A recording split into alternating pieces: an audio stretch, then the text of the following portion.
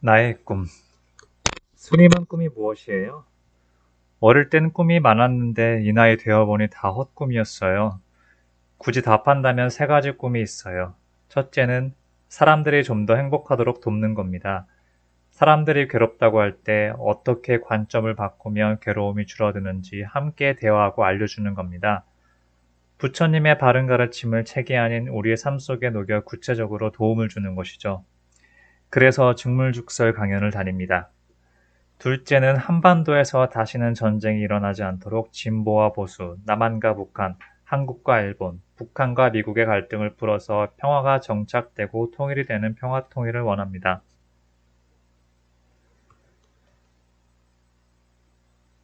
셋째는 일과 수행의 통일, 즉 선농일치 농장을 운영하는 겁니다. 앞으로 주 4일 근무제가 정착되면 휴일 3일간은 농장에서 농사를 지으며 수행을 하는 것입니다. 밭에 나가기 전에 명상하고 어떤 마음으로 일할지 얘기해보고 일할 때는 자기 마음을 관찰하고 일이 끝나면 마음이 어땠는지 나누게 하는 거예요. 자기 얼굴을 자기가 씻듯이 노동이 곧 수행이 되고 노동이 곧 놀이가 되며 놀이와 휴식이 소비가 아닌 생산으로 이어지게 하고 싶습니다.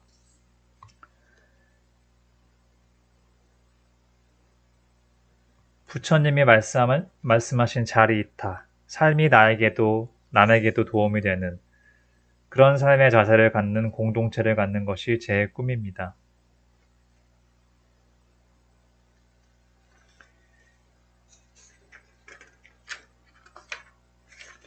흔들리는 마음.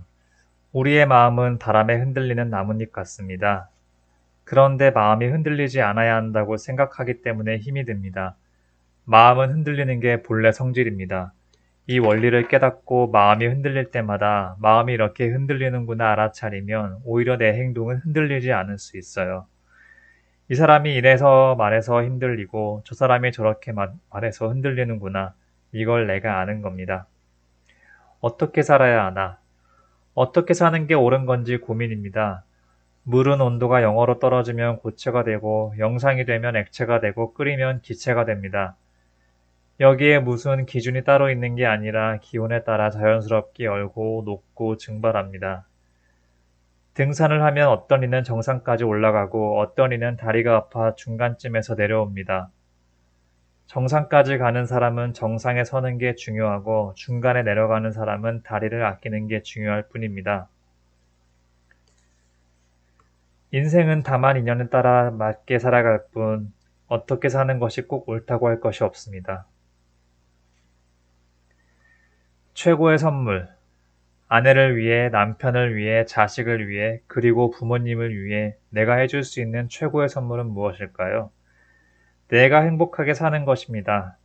각자의 인생은 각자 살아가는 것입니다. 주변에 누가 괴롭다 하더라도 그를 위한답시고 내가 괴로워하는 것은 아무런 도움이 되지 않습니다. 부모가 어떻다고 자식이 어떻다고 내가 불행해져서는 안 됩니다. 행복은 누가 대신해 줄 수 있는 것이 아니에요. 자기 스스로 행복할 줄 모르는 사람이 남을 행복하게 해준다는 것은 앞뒤가 맞지 않는 이야기예요. 자기를 사랑하는 것이 남으로부터 사랑받는 길이고 남을 사랑할 줄 아는 길입니다.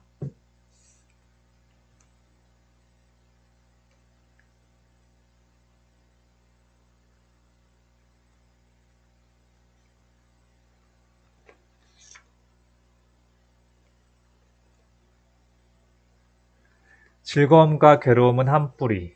기분 좋은 걸 행복이라고 생각하지만 그것은 욕망의 다른 이름이에요. 결혼하면 행복할 것 같았는데 결혼 때문에 괴롭고 내 집만 마련하면 무슨 걱정이 있겠냐 했지만 내 집이 생기면 그 집 때문에 괴로울 일이 생깁니다. 기분 좋은 일을 쫓아갔는데 즐거움은 온데간데 없고 괴로움만 남아 있습니다.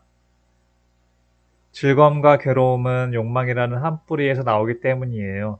욕망이 충족되면 기분이 좋고 욕망이 충족되지 않으면 기분이 나쁘고 이런 고와 낙이 되풀이되는 한 완전한 행복에는 이를 수 없어요. 욕망을 따르는 것은 과보를 받아 괴롭고 욕망을 거스르는 것은 스트레스를 받아 괴롭습니다. 둘 다 욕망에 대한 반응일 뿐입니다. 따라가느냐 이를 악물고 버티느냐 이 양극단의 행복의 길이 아닙니다. 행복으로 가는 길은 알아차림입니다. 욕망을 좇느냐 참느냐의 문제가 아닙니다. 욕망이 일어난 줄 알아차리면 그 욕망으로부터 자유로워져요. 이것이 부처님이 발견한 제3의 길, 중도입니다.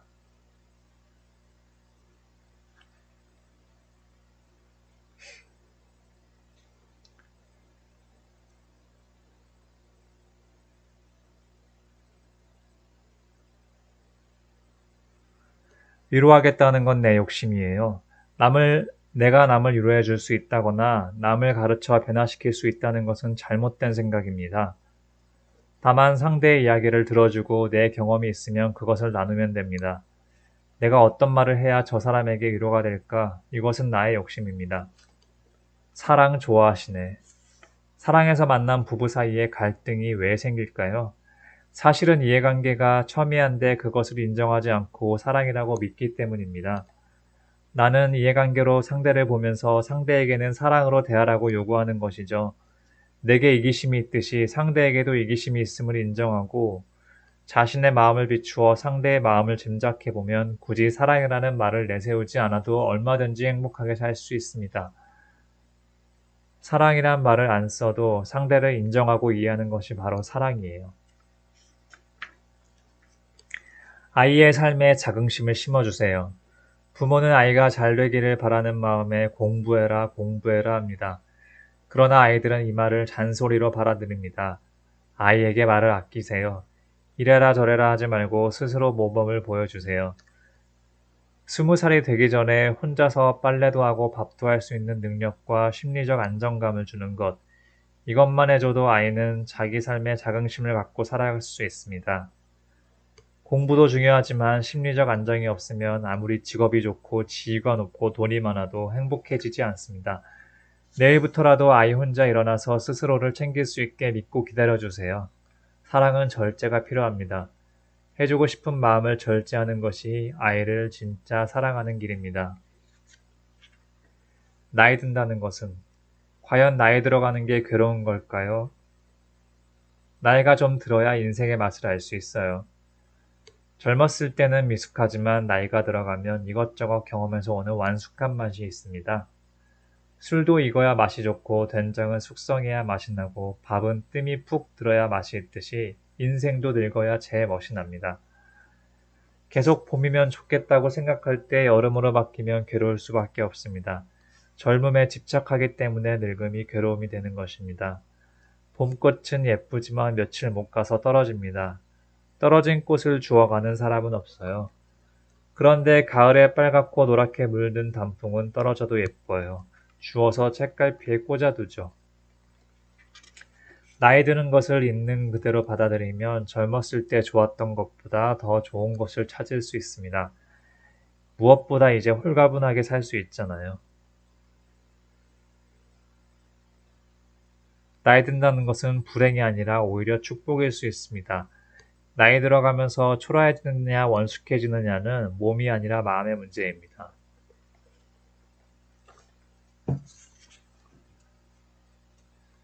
누가 주인인가? 옷은 몸을 보호하기 위해 입습니다. 그런데 소위 값비싼 명품 옷을 입은 사람들을 보면 옷이 망가질까봐 늘 신경을 씁니다. 옷이 나를 보호하는 게 아니라 내가 옷을 보호합니다. 이게 바로 전대몽상입니다. 옷이 나를 위해 있는 게 아니라 내가 옷을 지키는 종이 됩니다. 내 삶이 나도 모르게 거꾸로 됩니다. 그래서 순간에 깨어 있어야 합니다. 차를 굳이 사지 않아도 되면 세상 사람들이 자가용을 타고 다녀도 나는 걷거나 버스 타고 다니면 됩니다. 돈이, 지위가, 인기가 주인이 아니라 내가 내 인생의 주인입니다. 다름을 인정하기. 우리의 생각이나 의견, 의지는 각자의 경험과 환경에 의해 형성됩니다. 어디서 태어나 어떻게 자랐느냐에 따라 한국말도 하고 일본말도 하듯이 어떤 환경에서 자랐느냐에 따라 김치를 좋아하기도 하고 싫어하기도 합니다. 좋고 나쁘거나 옳고 그를 것이 없는 자연의 원리와 같은 겁니다. 그런데 우리는 인류의 다양한 문화 가운데 한 가지 문화, 한 가지 종교만을 중심에 두고 나머지는 다 열등하다고 잘못 생각합니다. 타인의 생각과 습관을 존중해야 하는데 가장 가까운 사람의 취향조차 존중하지 않습니다. 오직 자기 생각과 습관을 중심에 두고 다른 것을 용납하지 않기 때문에 화가 나고 짜증이 나고 미워집니다. 화나고 밉다는 말은 나만 옳다는 뜻입니다. 그 생각을 내려놓으면 화날 일도 없고 미워할 사람도 없습니다. 겨자씨로 얻은 깨달음. 죽은 아들을 살려달라며 울며 매달리는 여인에게 부처님께서 말씀하셨습니다. 여인이여, 사람이 죽지 않은 집에 가서 겨자씨 한 움큼만 얻어오시오. 여인은 겨자씨가 아이를 살리는 무슨 특효약이라도 있는 줄 알고 온 성안을 돌아다녔습니다. 부정타지 않은 겨자씨, 사람이 죽지 않은 집에 겨자씨를 가져오면 이 아들이 살아나나 보다 생각하고는 기뻐서 겨자씨를 구하기 시작했어요. 그런데 겨자씨를 구하는 것은 어렵지 않은데 사람이 죽은 적이 없는 집을 찾을 수가 없었어요. 성 안에 온 집을 가봐도 어느 집이든 꼭 누군가가 죽은 사람이 있는 거예요. 여인은 희망을 잃지 않고 맨 마지막 집까지 가서 물었습니다. 이 집에는 누구도 죽은 사람이 없겠죠? 그러자 그 사람이 말합니다. 여보세요. 사람이 죽지 않은 집이 어디 있어? 그때 이 여인이 크게 깨달았습니다. 어떤 집이든 사람이 다 죽는다. 어제 죽었냐, 오늘 죽었냐만 다르지 태어난 사람은 모두 죽는구나. 자기 아들이 죽었다는 생각에 사로잡혀 있을 때는 죽음의 고통이 자신에게만 있다고 생각했는데 세상에 나가보니 죽음이란 그냥 보편적 현상이었던 거죠. 죽음도 우리 삶의 한 모습이었어요. 비로소 여인은 마음속에 움켜쥐고 있던 집착에서 노연하게 되었습니다. 그때서야 죽은 아이를 숲에 묻고는 밝은 얼굴로 부처님께 돌아가니 부처님이 여인이여 겨자씨는 얻어왔는가? 하고 물었습니다. 아닙니다 부처님. 겨자씨를 얻지 못했습니다. 이제는 겨자씨를 얻을 필요가 없어졌습니다. 태어남이 있으면 죽음이 있다는 걸 잘 알았습니다. 태어남도 없고 죽음도 없는 그 길을 찾았습니다. 이제 그 길을 가겠습니다. 애인이 배신했어요. 연애하다가 헤어졌을 때 상대가 나를 배신했다는 말은 하지 마세요. 사람은 서로 사귀다가 헤어질 수도 있어요. 너를 좋아하는 마음은 내 자유지만 너가 나를 좋아하는 건 너의 자유잖아요. 그런데 여기에 손익을 따지며 내가 이만큼 해줬는데 너는 요만큼만 해줬다는 계산이 자꾸 튀어나옵니다. 그러고는 나를 배신했다. 어떻게 그럴 수가 있느냐며 분노합니다. 그러면 그럴수록 나만 불행해지고 내 삶만 초라해집니다. 이 배신은 상대가 아니라 내가 스스로 만들어낸 겁니다. 사랑을 계산하지 마세요. 헤어지는 경험이 없는 사랑은 없습니다. 이별을 맞닥뜨렸을 때 당신과 만나서 그동안 즐거웠다, 감사하다, 긍정적으로 받아들이세요. 그러면 결국 내 삶이 아름다워집니다.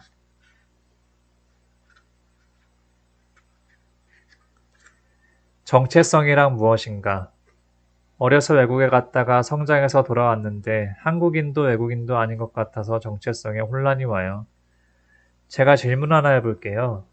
감자는 뿌리 채소이고 토마토는 열매 채소인데 유전공학자가 유전자를 조작해서 뿌리에는 감자가 달리고 열매에는 토마토가 달리는 식물을 만들었다면 이 식물은 감자일까요? 토마토일까요? 감자도 아닌 것이 토마토도 아닌 것이 정체성이 없는 식물일까요? 아니에요. 감토라는 새로운 종이에요. 마찬가지로 예전의 인류는 한국에 태어나면 한국인으로 살고 미국에 태어나면 미국인으로 살다 죽었어요. 하지만 요즘은 한국에서 태어나 미국에 사는 사람도 많아요. 나는 한국인인데 남들처럼 한국말을 잘하지 못하고 나는 미국인인데 미국 사람만큼 영어도 못한다고 생각하지 말고 나는 한국 사람보다 영어를 잘하고 미국 사람보다 한국말을 잘하는 것이 스스로의 정체성입니다. 정체성이란 나만의 고유함이지 남과 비교할 필요가 없어요. 나는 코리안 아메리칸이라는 새로운 인류학적 종이다. 이렇게 사고를 넓혀봅니다. 지금 이대로 좋은 삶. 흔히들 내가 하고 싶을 때 하고 하기 싫을 때 하지 않는 것을 자유라고 합니다. 그러나 인생은 내 뜻대로 되지 않을 때가 많습니다. 그래서 항상 자신의 자유가 속박받는다고 생각합니다. 하지만 실상은 상황이 나를 억압하는 것이 아니라 좋다 싫다는 내 마음이 나를 자유롭지 못하게 속박하는 것입니다. 좋다 싫다에 매여 있는 한 자유로울 수 없습니다.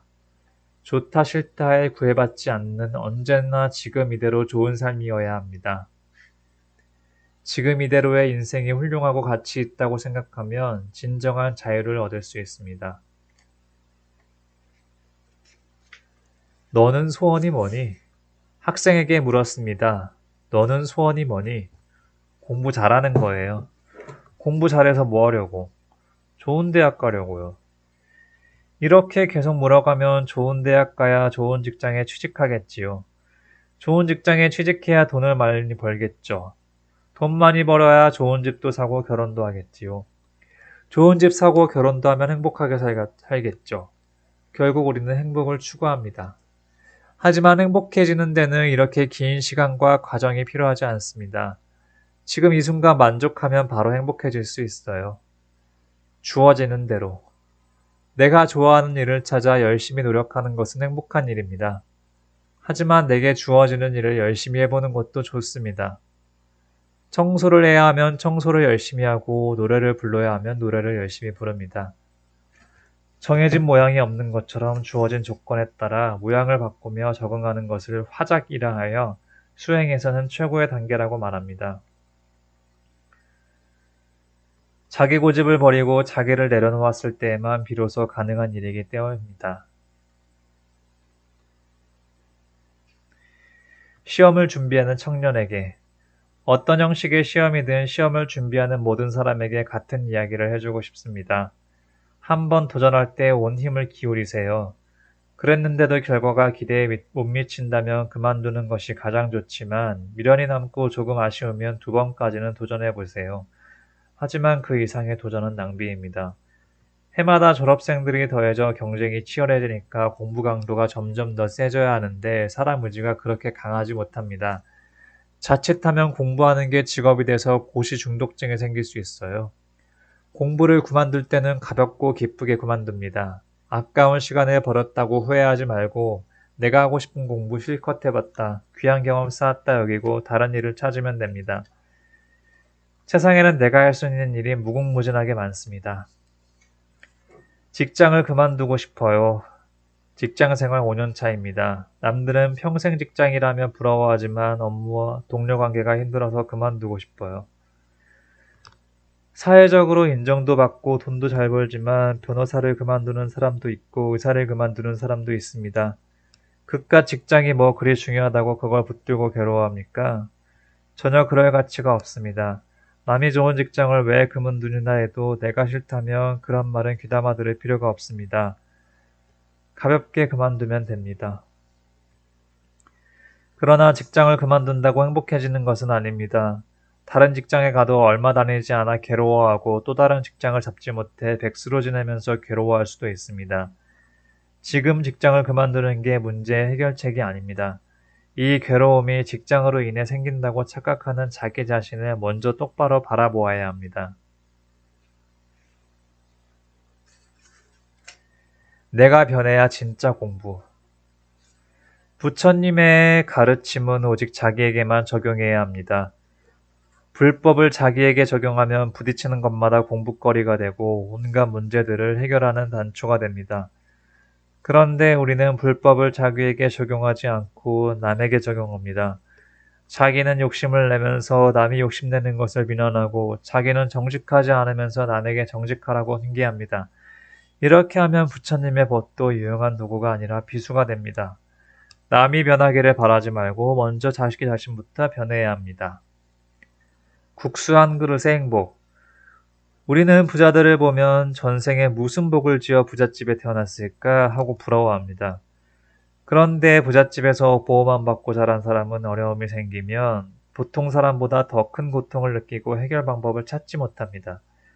걷다가 다리 아프면 주변 눈치 안 보고 길가에 앉아 쉴 수 있고 포장마차에서 국수 한 그릇으로 웃을 수 있는 평범한 사람들이 전 세계 복을 많이 지은 사람들입니다. 평범하고 소박하지만 내 손에 쥔 작은 행복이 가장 큰 복입니다.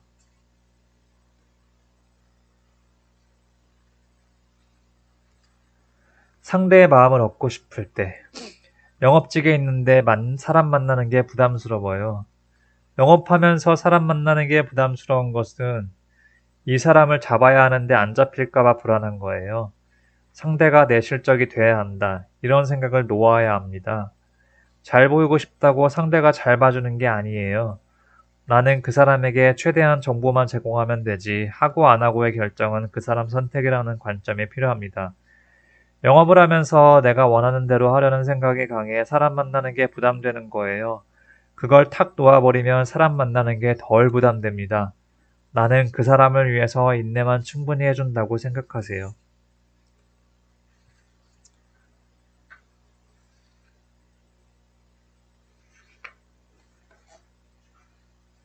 하고 싶은 일이 없어요. 휴직 중입니다. 처음에는 잘 쉬다가 이제 슬슬 초조해지는데 딱히 하고 싶은 일도 없어요. 놀면 놀수록 하고 싶은 일은 더 없어져요. 노는 것보다 더 좋은 일은 없으니까요. 일은 해야겠고 당기는 일은 없고 그럴 때 좋은 방법이 있습니다. 돈은 적게 받고 몸은 힘든 막일을 하면 돼요. 저도 해마다 몇 차례씩 경험합니다. 필리핀 오지를 온종일 걷기도 하고 47도까지 오르는 인도에서 구호 활동도 하고 기차표를 못 구해서 선체로 하루씩 이동하고 그러다가 우리나라에 돌아오면 웬만해서는 다 좋게 느껴져요. 활기가 떨어지면 걱정 다 내려놓고 일단 쉬세요. 그러다가 일해야겠다 싶으면 힘든 일부터 시작해보세요. 그러면 모든 일이 쉽게 느껴지고 하고 싶은 일이 저절로 보입니다. 꿈을 향해 가기가 힘들어요.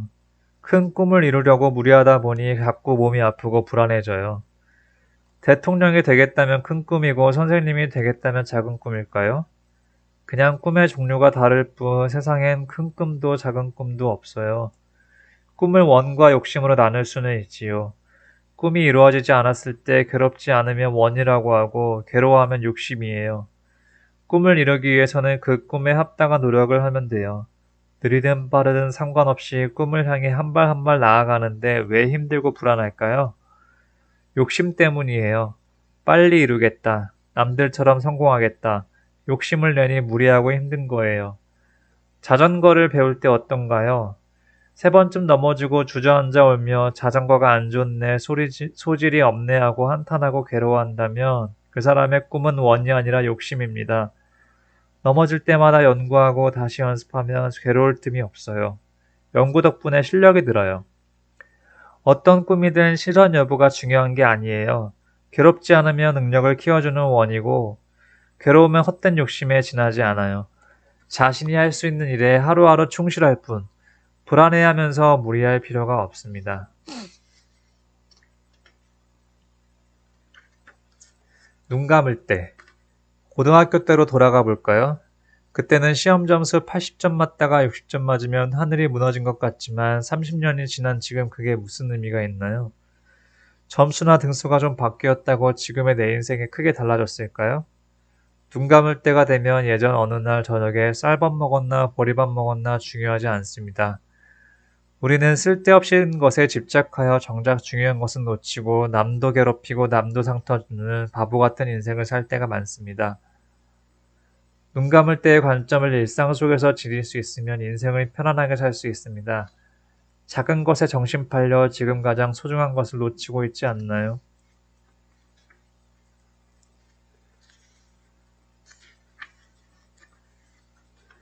대또리의 신발. 절마당 대돌에는 신발이 늘 가지런히 놓여 있습니다.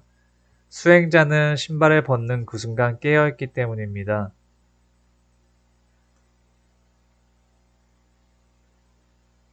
절간이 깨끗한 것도 무조건 청소를 열심히 해서가 아닙니다.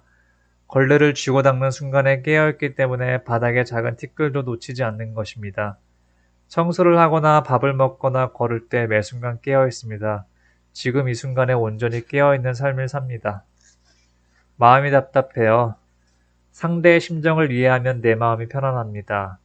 저 사람은 왜 저러나 하며 이해하지 못하면 내 마음이 답답합니다. 그 사람이 하는 행동과 생각을 이해하면 내 가슴이 후련합니다. 이것이 바로 내가 나를 사랑하는 법입니다. 남을 이해하는 것이 바로 나를 이롭게 하는 길입니다. 나무는 저절로 그늘을 들이운다. 나무는 나무대로 자라다 보니 남에게 그늘을 드리워줍니다. 나무가 남을 쉬게 해주려고 그늘을 들이우는 게 아니지요. 우리도 자기 나름대로 행복하게 살면 그것이 남에게도 도움이 됩니다. 남에게 도움이 되는 일을 하겠다고 억지로 하면 내가 무거운 짐을 지게 됩니다. 그러면 내가 행복하지 못하고 결국 남도 행복하게 해줄 수가 없습니다. 자기 자신의 삶을 충실하게 하는 것이 곧 나를 돕고 남을 돕는 길입니다. 중도. 화가 난다고 화를 내는 것은 욕망을 따르는 쾌락에 속하고 화가 날 때 무조건 참는 것은 욕망을 억제하는 고행에 속합니다. 욕망을 따르거나 억제하는 것은 해탈의 길이 아닙니다. 해탈은 쾌락과 고행을 떠난 제 삶의 길, 중도입니다. 중도란 화에 끌려가지도 말고 화를 참으려 애쓰지도 말고 다만 화가 일어남을 알아차리고 지켜보는 겁니다. 화가 일어날 때 곧 알아차리면 화는 사라집니다. 순간순간에 깨어있으면 일어나는 즉시 알아차릴 수 있습니다. 알아차리지 못해 이미 화가 났을 때는 화를 지켜봐야 합니다. 감정을 폭발시키거나 참는 쪽으로 가지 말고 그것이 일어나는 상태를 지켜봅니다. 그러면 그 감정과 욕망으로부터 자유로워질 수 있습니다. 이것이 중도입니다.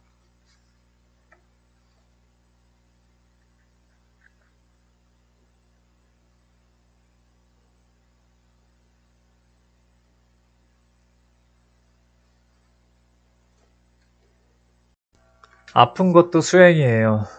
우울증으로 약을 먹고 있습니다. 어떻게 하면 마음이 편안해질까요? 수행도 하고 법문을 들으며 마음이 가벼워지는데 도움은 되겠지만 우울증을 수행으로만 해결할 수는 없어요. 아픔을 병원에 가서 검사도 해보고 의사가 괜찮다고 하면 괜찮은 거고 아프면 치료받으면 되는 거예요. 의사가 약을 끊으라고 할 때까지 약을 꾸준히 먹어야 해요. 의사가 약을 그만 먹으라고 해도 증상이 다시 일어나면 약을 챙겨 먹어야 해요. 만약에 약을 평생 먹으라고 하면 평생 먹으면 돼요. 이게 수행입니다. 약을 안 먹는 게 수행이 아니고 안 아픈 게 수행이 아니에요. 아프면 아픔을 알아차리는 것, 아파도 아픔에 구애받지 않는 것, 이게 수행입니다.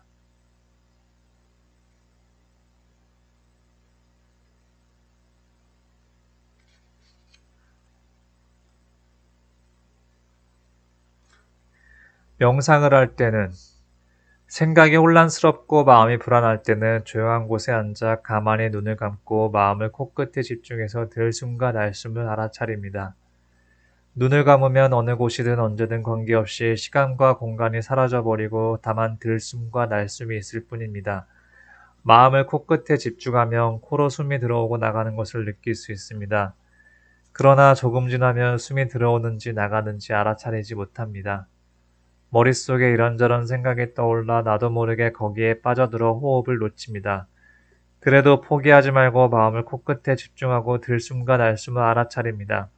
바깥에서 어떤 소리가 들리든 몸에서 어떤 감각이 일어나든 졸음이 오든 머릿속에서 어떤 생각이 떠오르든 거기에 마음을 빼앗기지 말고 다만 들숨과 날숨을 알아차립니다. 놓치면 놓쳤구나 하고 알아차리고 다시 호흡에 집중합니다. 처음부터 잘 되지는 않겠지만 계속 꾸준히 반복해서 연습해 봅니다. 명상은 머릿속에 떠오르는 생각이 없어지도록 하는 것이 아니라 머릿속 생각은 수없이 반복되어도 그 생각에 빠지지 않고 다만 호흡에 집중해서 들숨과 날숨을 여실히 알아차리는 것입니다. 화로부터의 자유. 보통 나도 모르게 화를 벌컥 내고는 이렇게 말을 하지요. 나도 모르게 화를 냈다. 습관적으로 냈다. 무의식적으로 냈다. 이것은 마치 마약 혹은 담배 중독처럼 습관이라는 말입니다. 마음의 습관이 우리의 감정을 불어일으키는 바탕입니다. 인간의 감정은 이미 형성된 습관으로부터 일어나는 반응일 뿐입니다. 어릴 때 어떤 습관을 들이느냐에 따라 상황에 따른 반응이 달라 나타나지요. 그러니 감정도 자신의 것이 아니에요. 그런데 우리는 자기 감정을 절대화시켜 그에 맞게 세상을 바꾸려 하니 힘들죠. 좋고 싫고는 절대적인 것이 아니고 자기 마음의 습관임을 알아야 합니다. 화도 이런 마음의 습관에서 나옵니다. 감정의 습관에 구애받지 않을 때 자유의 길로 나아갈 수 있습니다. 그냥 싹 해버립니다. 살다 보면 우리에게는 늘 핑곗거리가 생깁니다. 이것은 자기가 자기에게 속는 것입니다. 이럴 때 핑계를 만드는 무의식을 용납하지 않는 것이 대결정심입니다. 하기로 했으면 그냥 해버리세요. 각오하고 결심하면 못합니다. 의식이 무의식을 이길 수가 없기 때문입니다. 그래서 작심삼일이라는 말이 생겨납니다. 그러니 조금의 이유도 붙이지 말고 그냥 하세요.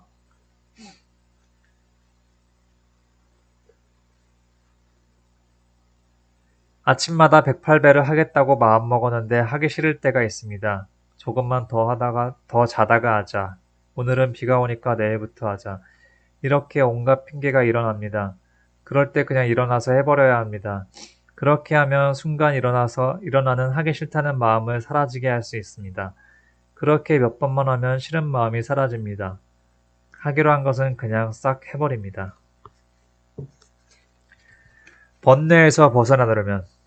번뇌에서 벗어나려면 어떻게 해야 할까요? 파도가 있는 바다에 가서 파도야 일어나지 말라고 해도 파도가 일어나듯이 번뇌는 일어나지 말라고 해도 일어나요. 문제는 내가 그 번뇌에 빠질 때 생깁니다. 어떤 생각이 꼬리를 물고 일어나면 나중에 번뇌의 노예가 돼요. 그러므로 번뇌가 일어나든지 말든지 상관은 하지 말아야 돼요. 번뇌가 일어나지 말았으면 하는 생각도 번뇌입니다. 그냥 번뇌가 일어나네, 지금 이런 생각이 일어나네 하면서 일어나는 걸 그대로 인정하며 거기에 구애받지 않으면 결국 나의 의지대로 살 수가 있습니다. 기도는 어떻게 해야 할까요? 기도하면 소원이 이루어질 때도 있고 이루어지지 않을 때도 있습니다. 이루어지면 은혜 입었다, 값이 입었다고 좋아하지만 이루어지지 않으면 기도해봤자 아무 소용이 없네, 믿어봤자 소용없네 라고 합니다. 그러면 어떻게 기도해야 할까요? 오늘도 부처님 값비 덕에 잘 살고 있습니다. 오님의 주님의 은혜 속에 잘 살았습니다. 감사합니다. 감사 기도를 한다는 것은 복을 이미 받았다는 뜻입니다. 이게 믿음이에요. 여러분이 몰라서 그렇지 이미 복을 많이 받았어요. 그러니 이것저것 요구하지 말고 감사 기도를 하면 됩니다. 베풀 때 가장 행복해요. 인생의 문제를 해결하려고 누군가의 힘을 빌기 위해 재물을 갖다 바치고 비는 것을 기복이라고 합니다. 남에게 무엇인가를 빌고 부탁해서 얻으면 처음엔 기쁘지만 한 번, 두 번, 세 번 계속되면 주는 상대가 부모여도 그 앞에 서면 위축됩니다. 빌어서 얻는 것은 행복이 아닙니다. 처음엔 쉽게 얻는 게 좋지만 중독되면 마약처럼 자립심을 해쳐서 의지하는 인간이 됩니다. 이런 중독에서 벗어나려면 바라는 마음 없이 도와주고 베풀면 됩니다. 사람은 베풀 때 가장 행복해요. 베풀고 사랑함으로써 행복해지는 게 바른 수행입니다.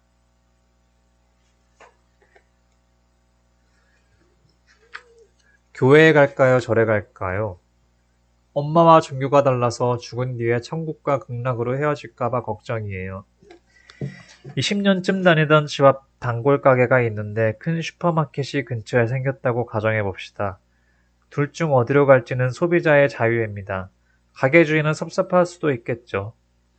교회 다니다 절에 오든 절에 다니다 교회 가든 아무 문제 없지만 그 절이나 교회 입장에서면 신도가 다른 곳에 가면 싫어할 수 있어요.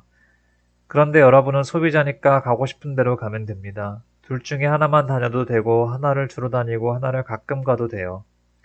둘 다 다녀도 되고 둘 다 안 가도 됩니다. 다만 교회 가서 절이 좋더라, 절에 가서 교회가 좋더라 하면 예의가 아니에요. 가게 주인은 하나만 다니라고 하겠죠. 그건 그들의 이야기고 나는 내가 원하는 대로 다니면 돼요. 부처님 하나님이 자비로운 분이라면 어렸을 때 절에 다녔다고 집 앞에 있는 교회 다녔다고 싫어하지 않으니 걱정 마세요. 죽은 소에게 풀 먹이는 아이.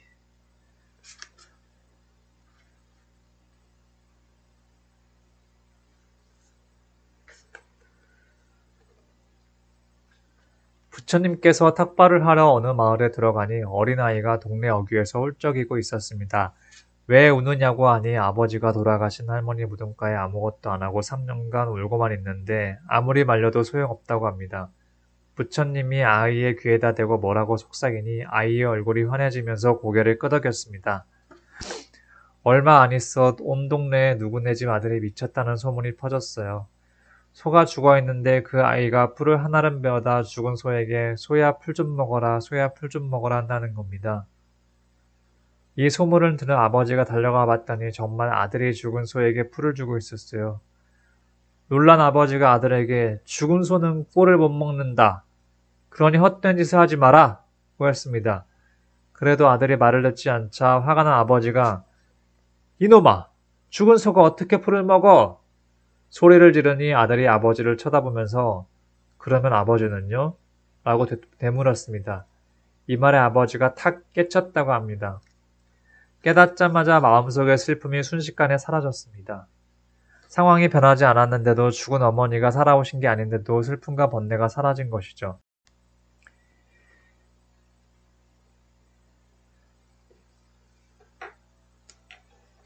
이렇게 부처님은 상황을 변화시키지 않고 바로 무지를 깨우침으로써 고뇌가 사라지게 합니다.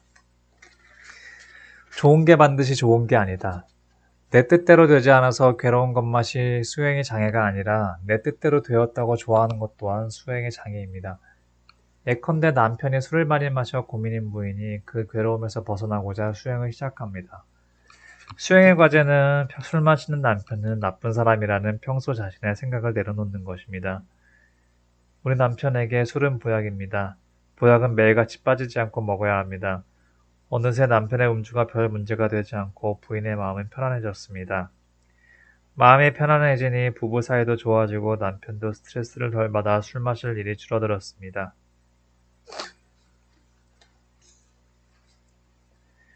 부인은 드디어 기도가 혀음을 본다며 기뻐합니다. 하지만 이때가 바로 수행에 장애가 나타나는 순간입니다. 남편이 술을 덜 마신다고 기뻐하는 마음은 예전에 술을 많이 마신다고 괴로웠던 것처럼 술 마시는 것을 나쁘다는 생각에 뿌리를 두고 있습니다. 그래서 조금만 더 열심히 수행하면 남편이 술을 끊겠구나 하며 바라는 마음을 갖고 더욱 열심히 수행 정진하지만 바라는 대로 되지 않아 남편에게 더 큰 불만을 가지면서 결국 수행을 포기합니다. 이것이 수행을 하면서 가장 주의해야 할 마장입니다. 옳고 그름이 없다. 우리는 보통 참회를 당신이 잘하고 내가 잘못을 했다는 것으로 받아들입니다. 하지만 그런 마음으로 참회를 하면 이는 또 옳고 그름을 분별하는 것입니다. 이렇게 하면 아무리 참회에 절을 해도 억울한 마음이 사라지지 않습니다. 마음 밑바닥에는 나도 잘할 때가 있는데 라는 생각을 떨칠 수가 없기 때문입니다. 참회란 너와 나의 잘못을 따지는 것이 아니라 옳고 그름이 본래 없음을 자각하는 것입니다.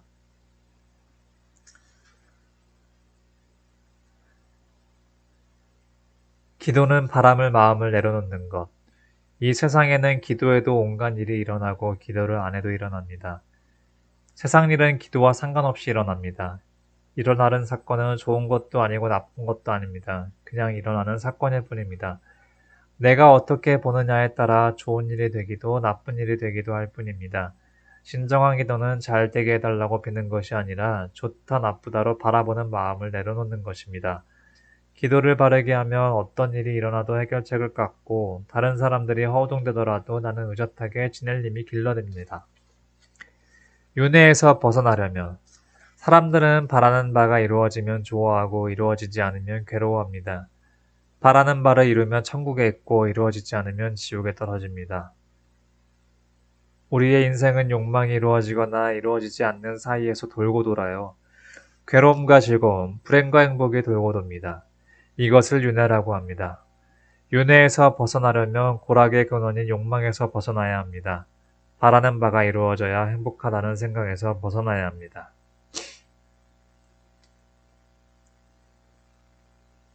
옆에 있는 사람이 하늘입니다. 먹을 것 다 먹고 입을 것 다 입고 잘 것 다 자고 기도의 가피는 얻을 수 없습니다. 하늘을 감동시켜야 합니다. 사람이 곧 하늘이니 사람을 감동시켜야 합니다. 그러면 영험이 생깁니다. 간절한 기도는 옆 사람이 더 잘합니다. 아내의 기도는 남편이 감동합니다. 남편의 기도는 아내가 감동합니다. 부모의 기도는 자식이 감동합니다. 옆에 있는 사람이 하늘입니다. 아부하기 싫어요. 다른 사람에게 잘 보이려고 눈치 보고 아부하기 싫어요. 산에 가서 혼자 살 게 아니면 남이 원하는 걸 할 수 있어야 해요. 아부를 나쁘게 평가하면 안 돼요. 남에게 잘 보이려고 화장하는 것처럼 잘 보이려고 아부도 하고 심부름도 할 수 있어요.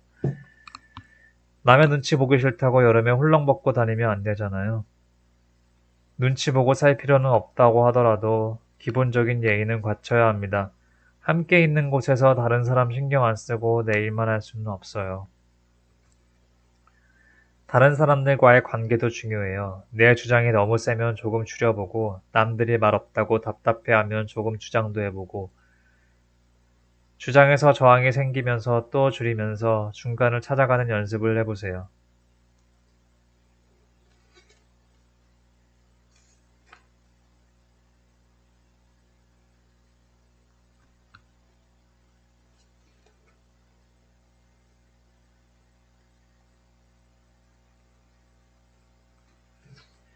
있는 그대로 보기. 여기에 물이 담긴 그릇이 있습니다. 그릇에 붉거나 푸른 물이 담겨 있으며 사람들이 자기 모습을 비춰보려 해도 그대로 비치지 않습니다. 사람의 마음도 탐욕에 물들어 있거나 노여움에 휩싸여 있거나 어리석음과 의심에 가려져 있으며 있는 그대로를 비추지 못합니다. 사실을 사실대로 알아차리지 못하고 사실 파악에 오류가 생기고 그 오류에 기초해서 생각하니까 판단이 잘못되고 말이나 행동이 잘못될 수밖에 없죠. 그래서 수행할 때 가장 중요한 것이 사실을 사실대로 아는 것입니다. 이것이 머리로만 이해해서는 안 되고 경험을 통해 몸으로 체험해야 합니다. 이것을 두고 증득한다고 합니다. 명상을 예로 들어 봅시다. 가부좌를 틀고 앉으면 다리가 저리고 몸이 가렵고 온갖 통증이 일어납니다. 몸에서 일어나는 싫은 느낌을 다만 느낌으로 보는 것이 있는 그대로 보는 것입니다. 그런 경험을 통해 어느 느낌도 일어났다가 사라짐을 온전하게 체험하면 느낌에 초연해집니다. 이렇게 이치를 바르게 이해하고 몸과 마음을 통해 경험하며 사물을 있는 그대로 볼 수 있습니다. 있는 그대로 아는 것이 수행의 출발점입니다. 있는 그대로의 내가 참 좋다. 나를 사랑하라는데 방법을 잘 모르겠습니다. 우리에게는 두 가지 나가 있습니다. 하나는 현실의 나이고 또 하나는 이상의 나입니다. 현실의 나는 아침에 늦게 일어나고 결심을 해도 실천하지 못하지만 이상의 나는 아침에 벌떡 일어나고 결심하면 그대로 실천합니다.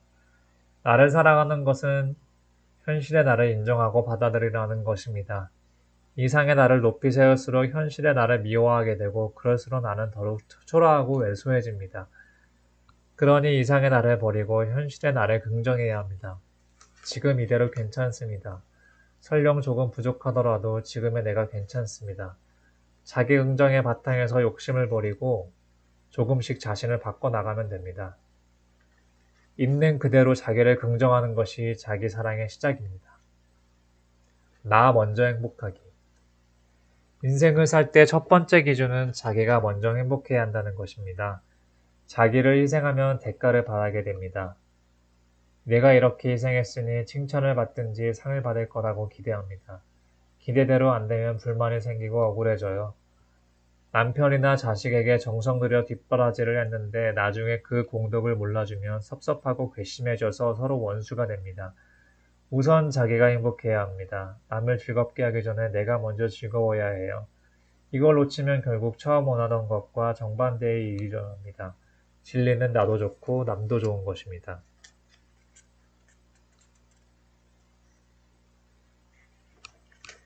내가 움켜쥔 구슬. 제가 어릴 때 구슬치기를 잘해서 친구들의 구슬을 많이 땄습니다. 그때는 구슬을 보물처럼 움켜쥐고 놓지 않았는데 지금은 그 구슬이 어디에 있는지도 몰라요. 한때는 전부였던 것이 지나고 보면 아무것도 아닐 수 있습니다. 지금 나는 어떤 구슬을 움켜쥐고 있는지 돌아봐야 됩니다.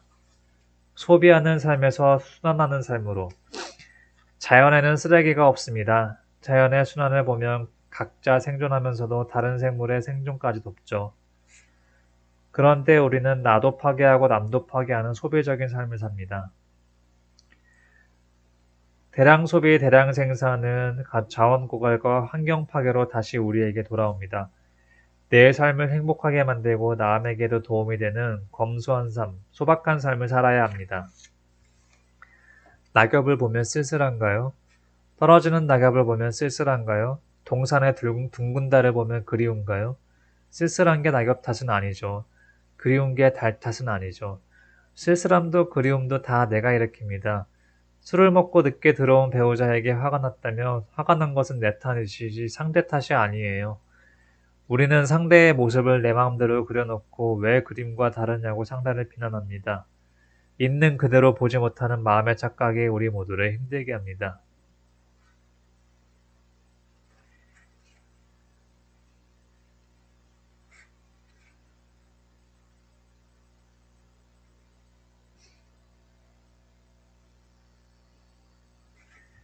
얼음이 녹아서 물이 되듯 오래 살고 싶다는 욕망에는 인연 맺은 사람들과 헤어지기 싫다는 집착이 존재합니다. 자식이 결혼할 때까지만, 손주 볼 때까지만, 손주 대학 갈 때까지만. 하지만 아무리 죽음을 피하려 해도 피할 길은 없어요. 삶과 죽음은 하나의 변화일 뿐입니다. 얼음이 녹아서 물이 되면 어린아이는 얼음이 없어졌다고 생각하지만 어른은 얼음이 사라진 것이 아니라 물로 변했음을 압니다. 우리네 죽음도 이와 같이 변할 뿐인데 우리는 보이면 살았다 하고 안 보이면 죽었다 하고 변하지 않기를 바라는 것은 헛된 생각을 고집하는 것이고 이 집착 때문에 괴로움이 생깁니다. 변하는 것이 당연함을 알면 괴로움이 사라집니다. 늙음도 죽음도 단지 변화일 뿐 알고 나면 두려울 게 없습니다.